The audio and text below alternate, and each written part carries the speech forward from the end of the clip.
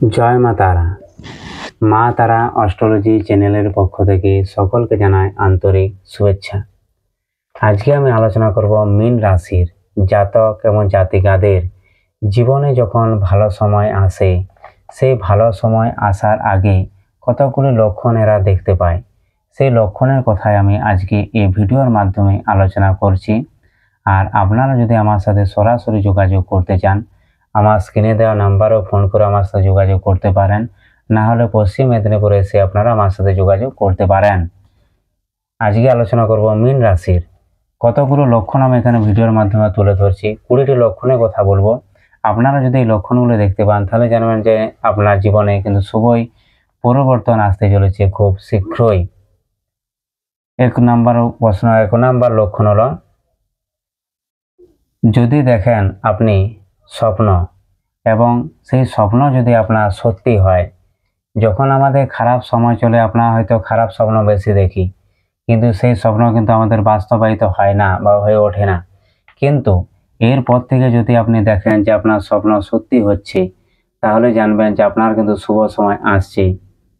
2 নম্বর, স্বপ্নে যদি আপনি কোনো সোনা বা রূপো কুড়িয়ে পান, কিংবা এই সোনা বা রূপো যদি আপনি কোনো দোকানে কিনছেন দেখেন স্বপ্নের মধ্যে, তাহলে কিন্তু জানবেন যে আপনার শুভ সময় আসছে। কারণ সোনা কিন্তু দেবগুরু বৃহস্পতির কিন্তু রত্নকে বোঝায়।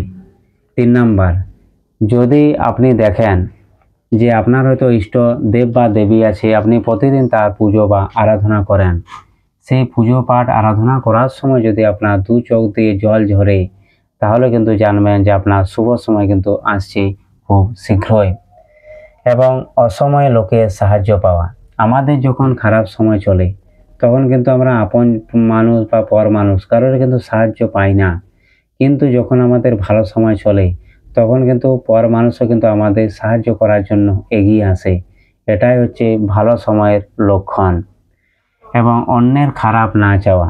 আপনার জীবনে যদি ভালো সময় আসে বা ভালো কিছু হয়, তখন কিন্তু আপনি কারোর জন্য মনে মনে কুচিন্তা বা খারাপ করার কথা কিন্তু কোনোদিন আনবেন না, কোনোদিন ভাববেও না। কিন্তু এটা কিন্তু খুবই খারাপ হয়ে যাবে না হলে ভবিষ্যতে আপনারই। এবং যদি আপনার কোনো নির্দিষ্ট দেব বা দেবী পুজো পাঠ করেন, সেই নির্দিষ্ট দেব বা দেবী যদি আপনার স্বপ্নে দর্শন দেন বা স্বপ্নে আপনার সাথে কথা বলেন, তাহলে কিন্তু জানবেন যে আপনার শুভ সময় আসছে খুব শীঘ্রই।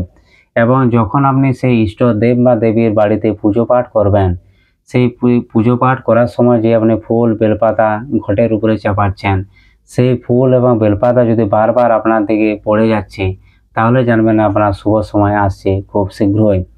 এবং আপনি যদি প্রদীপের শিখা প্রতিদিন হয়তো সন্ধ্যা প্রদীপ দিচ্ছেন, সেই প্রদীপের শিখা যদি হঠাৎ বেড়ে যায় বা বৃদ্ধি হয়, তাহলে কিন্তু জানবেন যে আপনার শুভ সময় আসছে খুব শীঘ্রই।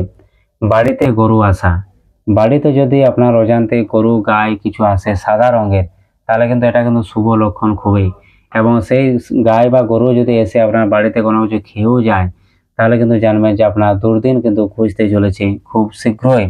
এবং আপনার অজান্তে যদি আপনার নামে কেউ ঠাকুরের প্রসাদ এনে যদি আপনার হাতে দেয়, তাহলে কিন্তু জানবেন যে ঈশ্বর আপনার কিন্তু দুঃখ দুর্দশা মুছতে চলেছে।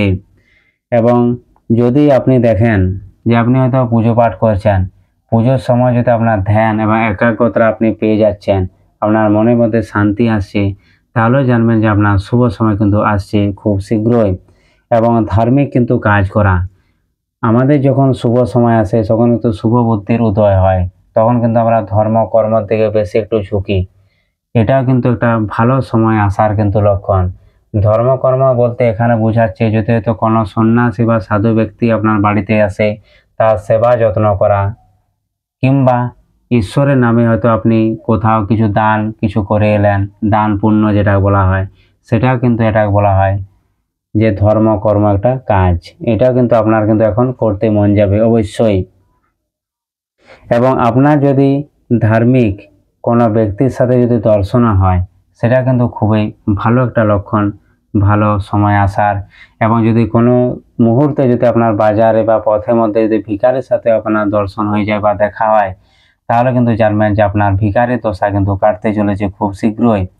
এবং আপনার বাড়িতে যদি হনুমান জি আসে কোটায় ঘুরে বেড়ায় বা বান্দর যাকে বলা হয়, গাছে বা বাড়ির ছাদে বা উঠানে বা আনাচে কানাচে, তাহলে কিন্তু জানবেন যে আপনার শুভ সময় কিন্তু আসছে খুব শীঘ্রই।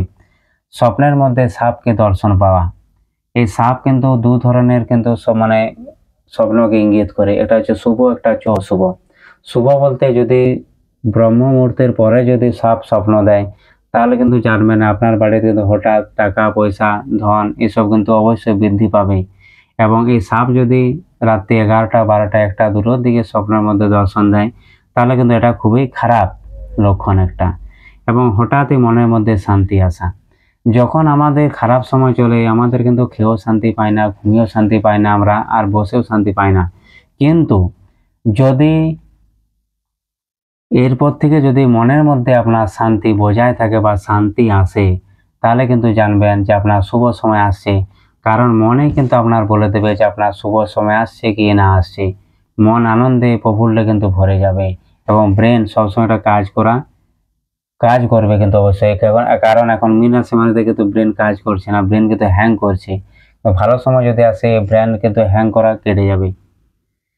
আর প্রিয় মানুষের সমর্থন পাওয়া, প্রিয় মানুষ বলতে আমাদের যখন দুর্দিন চলে হয়তো অনেক কাছের মানুষ আপন হয়ে মানে পর হয়ে যাচ্ছে, এখন মীন রাশি যদি ভালো সময় যদি আসে কিন্তু ওই পর মানুষগুলো কিন্তু একদিন রিটার্ন আসবে, এটা কিন্তু একটা লক্ষণ। হঠাৎ ধন প্রাপ্তি, যদি আপনি দেখেন যে আপনার তো লটারিতে নেশা আছে, লটারি কাটছেন 1 নাম্বার 2 নাম্বারের জন্য কেটে যাচ্ছে হয়তো, কিন্তু এরপর থেকে যদি ভালো সময় আসে তাহলে দেখবেন লটারিতে দান আপনার অবশ্যই পড়ছে, 1 নাম্বার 2 নাম্বারের জন্য ওরা কিন্তু আর কাটবে না।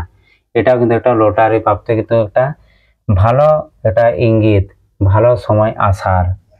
এবং কষ্টের পর মানে স্বস্তি পাওয়া, কষ্টের পর যে শান্তি বলে না মানুষ এটা পায়, সেই শান্তিটা কিন্তু অবশ্যই পাবেন যদি আপনার ভালো সময় আসে।